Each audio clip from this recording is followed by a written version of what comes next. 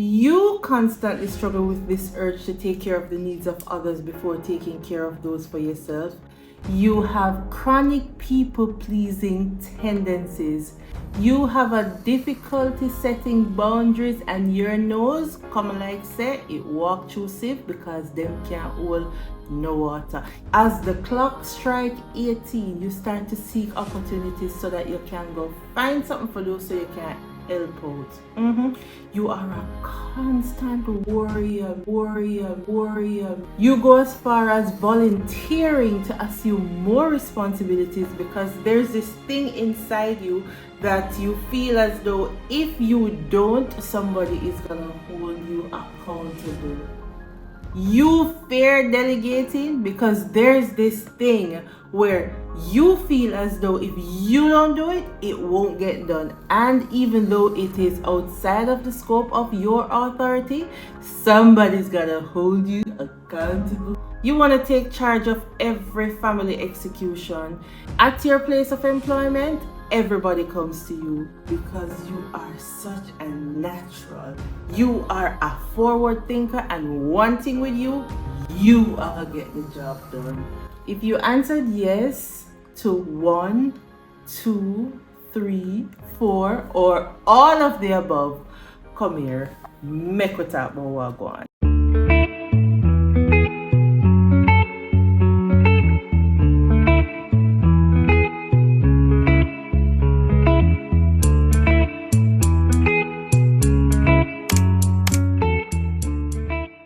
Hey there, welcome back to my channel. Thank you so much for joining me. If you are new here, my name is Fedora. Please ensure you hit that subscribe button before you go. And if you are returning, thank you so much. The word is love, and guess what? Because of you, I'm now at 500 subscribers, and I'm trusting that at the end of this video, I'll get a minimum of 50 new subscribers. Yes, I'm challenging you. Please share and invite your friends, colleagues, family members, to share and also to subscribe. Thank you so much. So let's get into it. So earlier I said a mouthful. Some time ago, I asked a question on my IG story and also on my WhatsApp status. I asked persons to respond if they were the firstborn for their parents, or firstborn girl for their parents, or if their first child was a girl. Little did I know that I would have opened not 1, 2, 3, 4, or 5 cans of worms, but I opened up, and it's like I resuscitated, brought back to life some trauma that a lot of persons would have compartmentalized and are just walking around, yes, amongst us. Have you ever been in a space and somebody just gets agitated for the least little thing, and you're like, then what am I going to for? Then what could have caused all of this? We don't know what exactly could trigger somebody. I may tell you from experience, the least little thing can tip somebody over the edge. As strong as I am, and as resilient as I am, and as much as I do a pretty decent job of holding things together, there are times when I will simply break or just get triggered because of things that a simple little thing that somebody will ever do. For me personally, do not shout at me. Do not talk at me. Talk to me. Yes, don't do it. Because I'm on a journey to improve and to better myself. In doing that, I have been unlearning. I have been trying to do things a better way. So there are things for me that I don't like and I don't appreciate on this quest to become a better person. I'll be sharing a few clips throughout this recording, as I just want us to get to that place where we start to understand why we are the way we are. The quicker we're able to do that, the better it will be for us to coexist in the spaces that we operate, whether it's at work, church, home, throughout our commute, when we party, when we go about doing or carry, when we undertake our philanthropic effort, the things that make us trigger, you know, the things that will get under our skin. Why is it that we don't like when people do certain things to us? Why is it that we will not accommodate or tolerate or compromise on certain values that we have? These things are usually our responses to things that would have happened to us in our childhood. Majority of it started from we were yay high. Question: do you think it matters the order in which you were born, as in like your birth order? Do you think it has anything to do with how you operate? I think so. Today we're going to be speaking about the elder daughter syndrome, or some people call it first daughter syndrome. Whatever you want to call it, the fact of the matter is something happens or something will happen, something has happened and continues to happen to the girls who were the first to be born in their family. Let's go. So leading up to this recording, I made some jottings because I didn't want to lose myself. So I'll be going through them in no particular order. If anything that I say here resonates with you, I'm going to ask you to share in the comments. If you know somebody who, just by me listing these things, you start to understand that this is the reason why they are the way they are, call them over. Share this video with them. All right? Here goes. First daughter 101. There's an intense feeling of responsibility. They tend to be overachievers. They are driven beyond comprehension. They worry a lot. They are people pleasers for the most part. They have a difficulty setting boundaries. When throughout their teenage or their adult years, there's this tendency to resent their siblings. There's this feeling of guilt. They feel as though everything is their fault. And even in a crowded room where people are looking at them, talking to them and everything, there's this tendency, there's this feeling that they are invisible. They'll volunteer to assume more responsibilities even when nobody asks them. The minute they turn 18, there's this need, or leading up to, there's this desire to go look work so that they can help their family, because they want to be that person. They want to be the savior for everything that's happening in their family. They are perfectionists, as in they pay attention to every single solitary detail. They are forward thinkers. They take care of everybody they know. They tend to navigate or figure out things on their own. They're always telling people or telling others or cautioning others to do things a certain way or not do certain things because they don't want other people to make the same mistake. They're resilient beyond measure. They're industrious. They're seen as the ATM for their siblings or their parents, yes, for their families. They're very strict.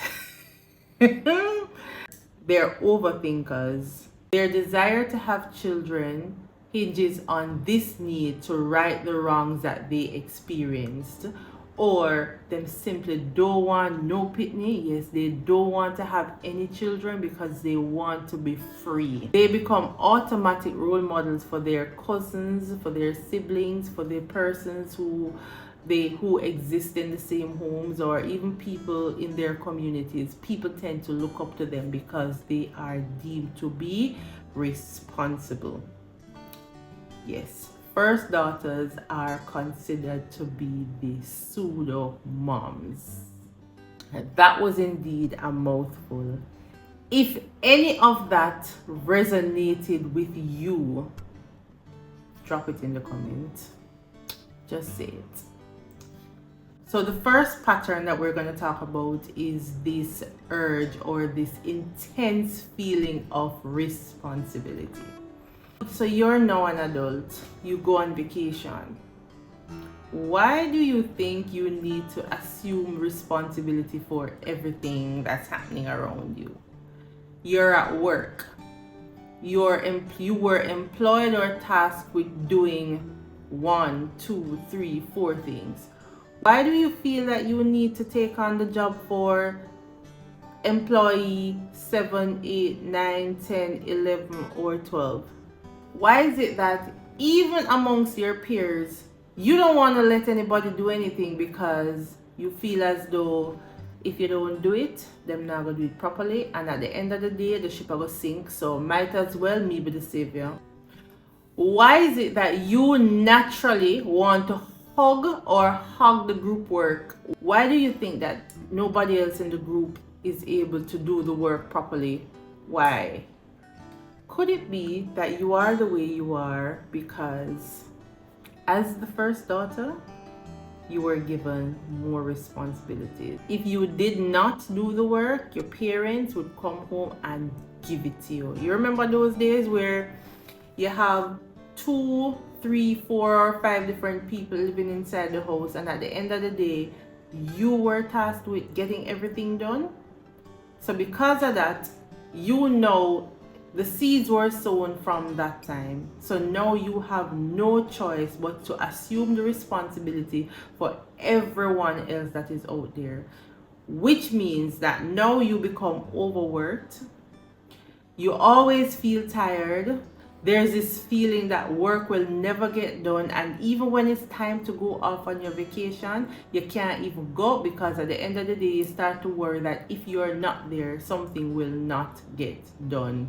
Could this have started because you had the responsibility to take care of the chores in the house and you were also held to a greater account than your siblings, as in the work just never share even? Could it be that there's this guilt that if something is not done, you may be looked at, talked about, beaten, cussed out, or even forced to do it even when it's not your responsibility?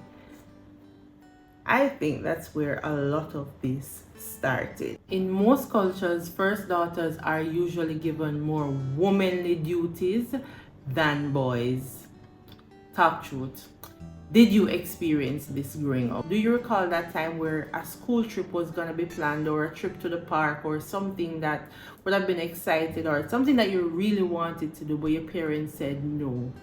Not because they didn't have the money or they didn't think that it would have been nice for you to go, but because you had to stay home and look after your brother. What is parentification? In a nutshell, it is simply assuming roles that are that of a parent long before being developmentally for them.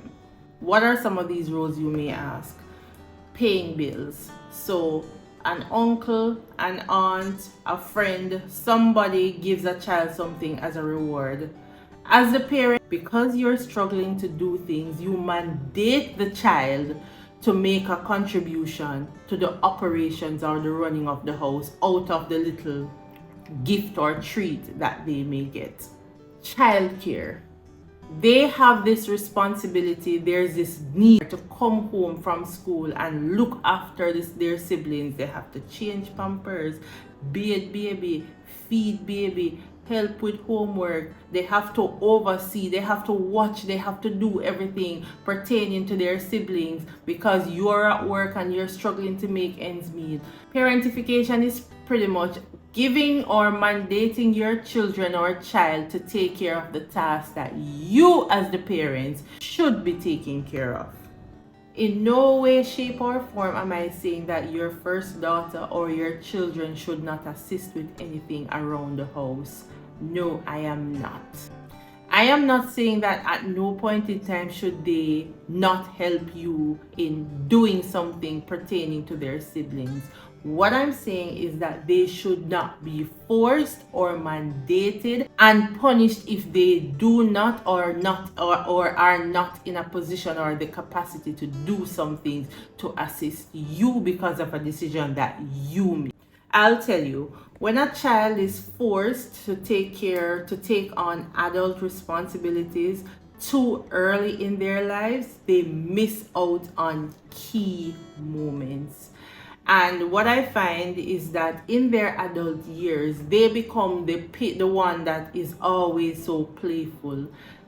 Them not take nothing too serious enough. And I'll tell you, they'll enjoy going on a swing. They'll enjoy playing with children. They enjoy laughing. They enjoy the simple things, because at the end of the day, it's as if they missed out on these key moments. And the fact that they're now able to do it, they go all in. Yes. Yes, I can tell you about that. Some elder daughters tend to struggle with low self-esteem, in that they wonder if they will ever be good enough. They tend to always have there's this thing in the back of their heads where they feel as though people are not being true, or people will criticize, or they're just saying it just because they want to get something. A trait that permeated the discussions that I had leading up to this recording was the struggle that first daughters have with asking for help. Them no want ask nobody for nothing, and because of that, what they do, they tend to do things themselves. And in doing that, you become overworked, overburdened, you become stressed out, you have too much on your plate, and then they snap easily. First daughters are seen as the strong ones, but let me tell you, they break at times. They break, and when they break, they disconnect. And when they disconnect, they become the villain in everybody's story. And people start to tell you how unconscionable you are, how numb you are, how disconnected you are. Yes, because we're carrying a lot. We just feel as though people are not sincere. So you know what? The end of the germs, make we boil the water. As first daughters, I also find that people tend not to ask us or to check on us. They expect us to be good. They expect us to have everything under control. They expect that we will know all things. At the end of the day, we were born first, so we should have the knowledge. Yeah, I don't know how that go, but at the end of the day, it is what it is. First daughters tend to assume the turmoil and trauma of their mothers, which then allows them or forces them to level up to be the third parent or the second parent in the family. After all, she's there throughout the divorce. She's there throughout the breakup. She's there after the death of somebody who is very she's there through the court wranglings. She's there through every family squabble. She's there and also forced to pick sides from time to time, which then forces her to be the parent's confidant or best friend, which should not be. They are their own persons. Did you have any business knowing the ins and outs of everything that was happening with your mother and her boyfriend? At 10 years old, did you have any business knowing every single solitary details about the custody battle between your parents?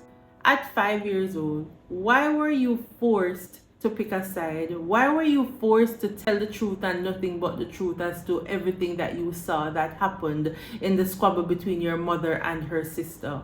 Why? First daughters tend to suffer in silence, in that, and when I say that, I mean that they will compromise their own needs in order to be that rock, be that person for their mothers, especially if they're going through something difficult. I also asked a few men to share their experiences being married to or in a relationship with women who were the first daughter or the first daughter for their parents. This is what they had to say. They dominate. As a matter of fact, one man went as far as saying that she not only want to wear the pants, she want to wear the belt, the hat, and she want to wear all them trousers. That's how bad it is in his household. She wants to lead. From time to time, more often than not, the God-given order goes through the window when it comes to her. She's gonna tell him what to do, and if he doesn't do it in the time that she wants, which is sometimes an unreasonable time, she's gonna get it done, and of course she's gonna talk about it. She's always on the ball. As a matter of fact, one individual said that he doesn't have to do anything because female lady have everything covered. All them have to do is provide the money and she take care of everything. I'll share about 2 or 3 of the responses I received when I asked the question. So as it relates to like the responsibilities, you're the oldest child, everybody's looking at you to do certain things. So for example, my father was a single father, and three kids in high school one time, 3 prominent high schools. After high school, your sister exactly behind you, 1 year behind you. I felt responsible for sitting out college to allow them to go to college. So really, and now looking back at it, I really regret it because they're not appreciative of it, and I'm looked down on for not going to university per se. I could have done anything differently. He was a single father. He tried his best. He ensured we were comfortable in a sense. My mother now is a whole other story. She was not present, and I don't think I know it has affected me emotionally, mentally, and psychologically, and it is still affecting me to this day. My daughter, all of what I went through, and the decisions I've made. For example, my parents had my sister. She was born before I was 1. We're not twins. I made the decision to ensure another child does not come into play unless I am able to care for both children equally, and I see myself in a position to send them both to high school comfortably, both to college comfortably, because I don't want her to feel how I feel. I grow her to be appreciative of the small things. I live the simplest life so that she can not feel like she's better than anybody. Because really and truly, we're all the same. We're human. When we're dead, we're go 6 feet under. So I grow her completely different from how I was grown. And based on the fact that I did not have a mother around me, I know what it feels like to want your mother and not being able to have one. So therefore, I have taken the decision that no matter how hard it gets, I will never, ever leave her.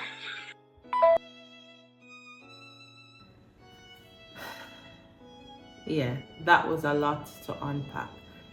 If you can relate to anything that this respondent said, I'm just gonna ask you to share in the chat. What was your experience as it relates to chores? What is the relationship like now with your siblings? Do you have a beautiful relationship? Is the relationship strained? Do you have any resentment towards them? Go ahead and share in the. All right, this individual said, as the first girl, I must say I enjoyed it and I appreciate now that I'm older the lessons that were taught to me. Expressing myself respectfully. 2, morals. 3, how to be confident. 4, how to appreciate the little things. Honestly, I don't see anything that I wish my parents had done differently because they raised us raised us in the best way they could, and that has molded me into being the best person I can be for me and my kids. So this person responded, pure wickedness. I really felt like the Cinderella, to tell you the truth. Everything is me. I could not wait to move out from that place. My brother and sister never wrong yet. The way how I wanted to move out, the first man who looked me just run. What? Wow. And you know, with that, another cycle that I'll be speaking about would have commenced. Wow. Just wow. This person wrote, I asked, is there anything you wish your parents did differently? Yes. Listen to me more and open a savings or investment account so that I wouldn't have to pay for college myself. What was it like growing up with your family as the first girl? That made me tough and strong, smarter than most females for sure. So this person's first child is a girl, and she said, I asked, what is the relationship like with her siblings? She's so protective of them and wants them to be grown in a manner that they are respected and stand out in society. Sometimes I have to say, sometimes I have to say, oh, you're so miserable lady. She always looking out for them though, and that makes me so happy. I asked how are chores apportioned? She said, well, she loves when the house is clean and well kept, so she will ensure that it stays that way. And if you move a pin, you better fix it back. She don't love washing plate though. Don't know what plate they are, but that's the only thing that I observed about her doing chores. When I asked, is she seen as the one in charge in your absence? She says, oh, for sure. When I'm away, I feel contented to know that she's with her sisters. She assures me that everything will be okay. Yes. That is one of the responses. One girl shared that now she is known as Miss Independent. Not something that she's proud of. However, because when she was growing up, if she didn't figure things out, she would have been cussed out. If she didn't figure it out, she would have been beaten. If she didn't figure it out, she would have been shouted at. She had no one to turn to, and that's a consequence of what happens when seeds are planted and watered. This is how we get when we become adults. First daughters tend to be great chefs because at the end of the day, they will tell you, them a cook from them yai, they are them knee. Because them did have to make breakfast, them did have to cook lunch, them did have to cook dinner, them did have to make sure so everything alright when mama come home and when grandpa come home and when mommy come home from work. Everything is just, food is just after the day. They tend to be great leaders when they grow in their circles. They tend to be more independent. They are compulsive overachievers. Yes. And they tend to be better organized because after all, them did have to plan everything. They had to think ahead. They had to be forward thinkers. First daughters tend to assume responsibilities in their early age, which then shapes their personalities in their childhood, teenage, adolescent, and even their adult years. Them are the responsibility boss. Them use the word responsibility more than anything else. In the workspaces, they will always think about the actions or inactions of others and the consequences thereof. Whilst in the workplace, they're seen as leaders or the go-to persons. In their homes, they're seen as bullies because they are now the parental figures for their they are now the pseudo moms or the bonus parent or the second mother. You know, like I was saying, my big sister, I'm a second mother. They become that person in their homes. They are held accountable for things even though they don't have the authority. For example, your brother, your sister, your cousin, somebody in the household misbehave and you go and you tell your parents, and at the end of the day you end up getting blamed for it. Nothing comes out of it. As a matter of fact, let me tell you what usually comes out. It normally backfires on you and you're like, you know, after a while, I'm not bother to say nothing, you know, because at the end of the day, nobody knows nothing about it. Sometimes I wonder if it's a blessing or a curse, because you ever feel like you just want to get up and just ghost people, like you just want to get up and just live and just run away and just don't come back? Some persons have also shared that them not even look back on them mother, them don't even look back on them father, them don't even look back on them brother or them sister, them just pretty much start over life, absent of everybody who hurt them when they were growing up. And that is sad. Someone shared that they were molested at an early age, and because of how their parents would react whenever they went and told them anything, they were fearful, so they didn't tell them. Eventually, they found out about the molestation through another family member that the child would have been close to. Her mother's reaction floored her. Her mother was not upset with the fact that she was molested, and she was not, she didn't say anything about her taking on the night shift and leaving her as a 9-year-old to oversee her siblings, who were 3 and 7 at the time. That was not it for her. She was more upset with the fact that she hid it, that she kept it to herself, and what if this individual had molested her 7-year-old sister? That was what her mother was more upset about. So you know that this child grew up with this resentment towards her mother to this very day.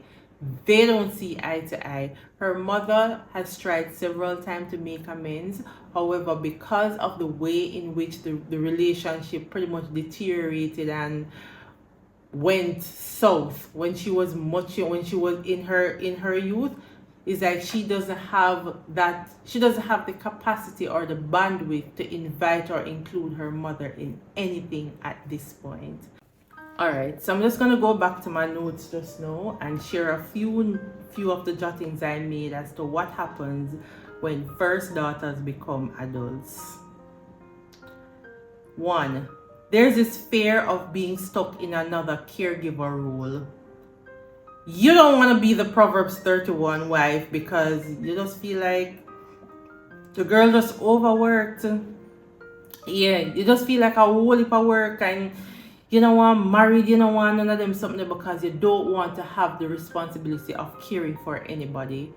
2, you want to be the rich auntie who takes care of the children, your siblings' children. You want to take on, you want to be godparents, you want to do all of that, and then you want to do it in such a way that you will operate at your optimum, love them, care them, do everything, but you want to send them back to them parents. You don't want the responsibilities. 3, when people do things for you, your tears near. After all, you'd have given so much to others, you'd have done so much to others. Now when you find that somebody thinks of you, somebody is willing to go the extra mile, somebody is willing to do more than you even can comprehend, your tears there just near. You make a mountain out of the little acts of kindness because you are now so appreciative of everything. 4, you're quick to leave as the clock strike 18. You just want to run, and not really run, you want to run, leave them, but there's this feeling of peace and freedom that will come when you are in your own space. That is what you really desire. So the earliest opportunity you get to go find one little place, pay rent, pay light bill, pay water bill, pay internet, pay your bills, buy your own food, do what you want to do, you take it and you run with it. There's this peace and freedom that comes along with not being tasked with caregiving. There's this peace that comes with not being tasked with looking out for somebody. There's this peace and task which comes with not even hearing all of the family drama. There's this peace that comes with not hearing about your mother and your father drama. There's this peace that comes with not hearing anything at all that you don't want to hear. Listen, there's this peace that comes with just taking away yourself from everything that you don't want to be a part of. So how do we heal or treat the elder daughter syndrome? All right, let's go. If you have to plan a family event, an excursion, a trip or something, it won't hurt you to delegate. Delegation helps with also improving or allowing other people to grow in their roles. other people can feel a part of something. Don't let it be said that you are always hugging and everything you want to take control of. Nothing is wrong with delegating. It is good to help others, but it is even better to do so not at the detriment of your well-being.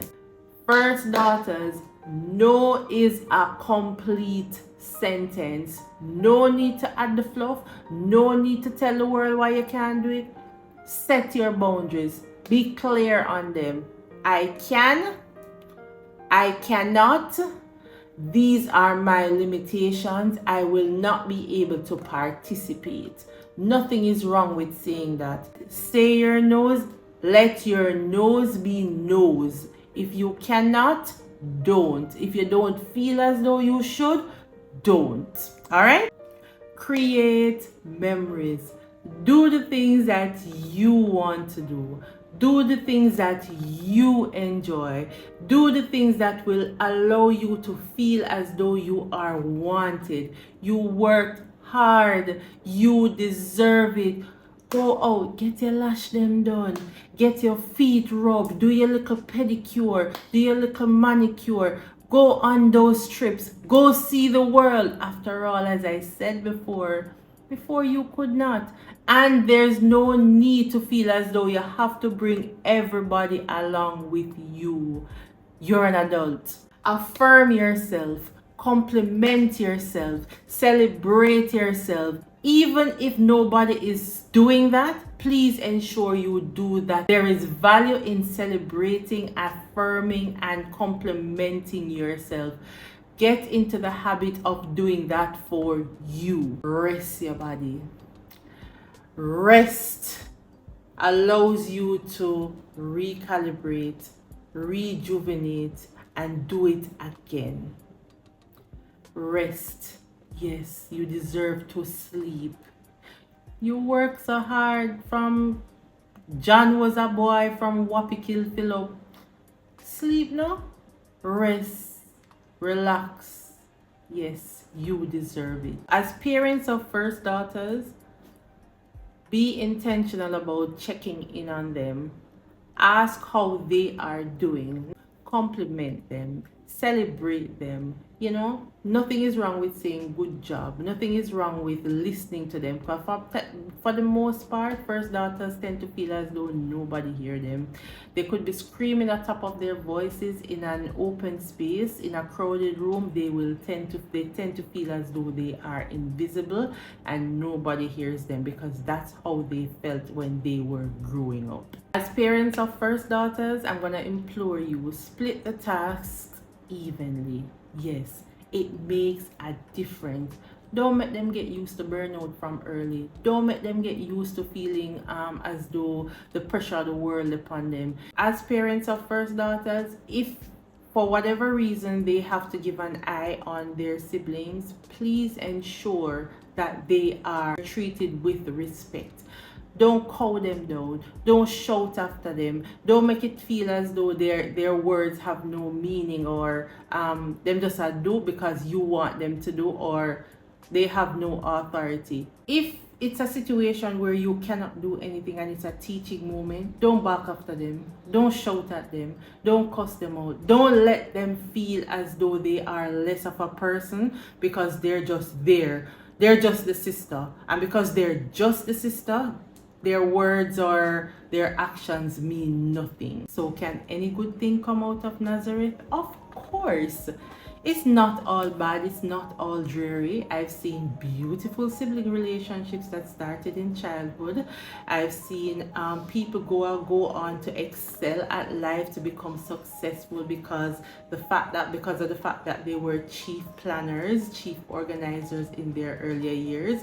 The fact that they had to lead, so they developed this natural aptitude for leadership.